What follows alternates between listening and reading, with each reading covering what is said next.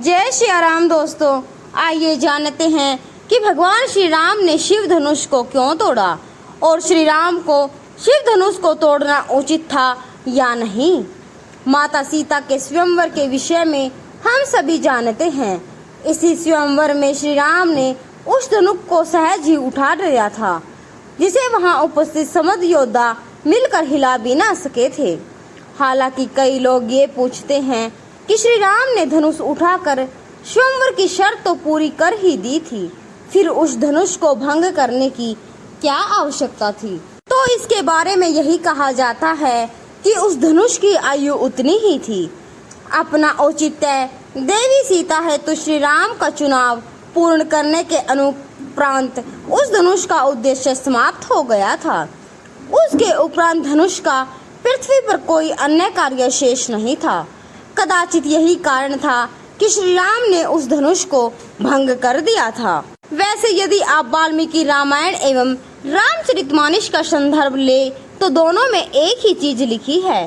सीता स्वयंवर के समय श्री राम द्वारा उस महान धनुष पर प्रत्यंचा चढ़ाते समय प्रयास करने से ही वह धनुष टूट गया।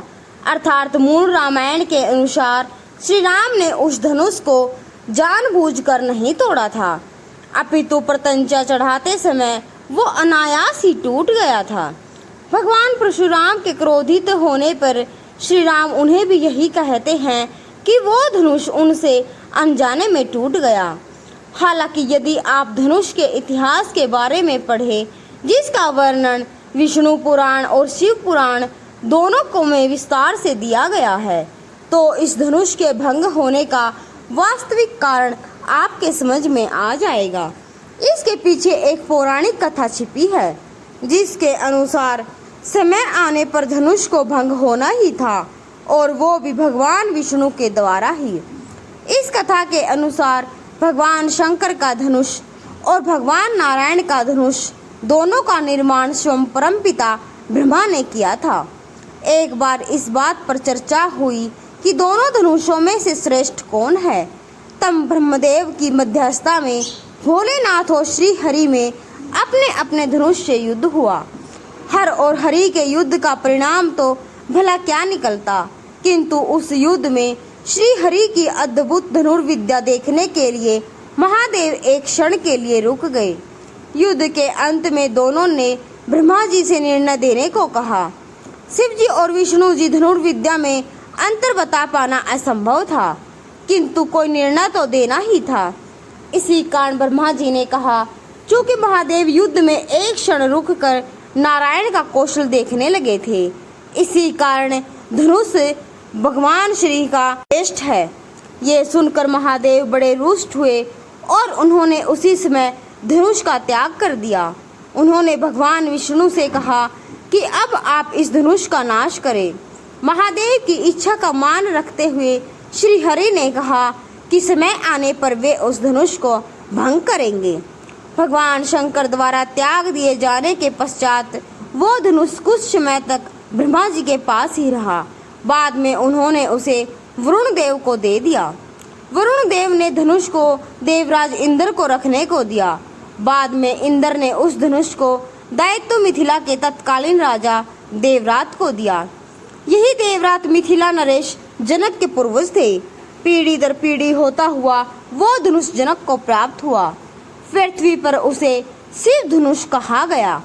महर्षि वाल्मीकि ने मूल रामायण में इसे शिव धनुष ही कहा है, जबकि गोस्वामी तुलसीदास ने रामचरितमानस में इसे पिनाक कहा है। एक कन्या कथा के अनुसार जब नारायण और महादेव युद्ध के लिए तत्पर हुए, तो उस समय एक आकाशवाणी हुई कि ये युद्ध संसार के कल्याण के लिए संकट है, जिससे संसार का नाश हो सकता है। इस पर श्री हरि तो पहले ही भांति धनुष बुद्ध रहे, किंतु भगवान रुद्र ने आकाशवाणी सुनकर उसे पृथ्वी पर फेंक दिया। बाद में वही धनुष जनक के पूर्वज देवरात को प्राप्त हुआ।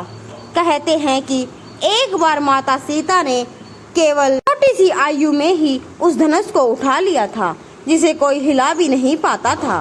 तब राजा जनक ने ये प्रण लिया कि वो उसी से सीता का विवाह करेंगे, जो इस महान धनुष पर प्रत्यंचा चढ़ा देगा। उस भगवान विष्णु श्री राम के रूप में अवतरित हो चुके थे, जिसके कारण सीता स्वयंवर में श्री राम रूपी नारायण ने महादेव की इच्छा को फलीभूत करने के लिए अंततः उस धनुष को भंग कर ही दिया। अर्थात वो महान धनुष महादेव की इच्छा से ही भंग हुआ। सीता स्वयंवर में तो केवल निमित्त मात्र था। वास्तव में ये घटना सृष्टि के उस नियम को भी प्रतिपादित करती है जिसके अनुसार सृष्टि में कुछ भी अनश्वर नहीं है, चाहे वो मनुष्य हो अथवा वस्तु।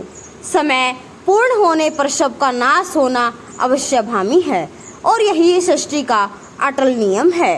दोस्तों, आशा करते हैं यह जानकारी आपको अच्छी लगी होगी। अगर अच्छी लगे तो वीडियो को लाइक और चैनल को सब्सक्राइब जरूर करें। जय श्री राम, जय श्री राम।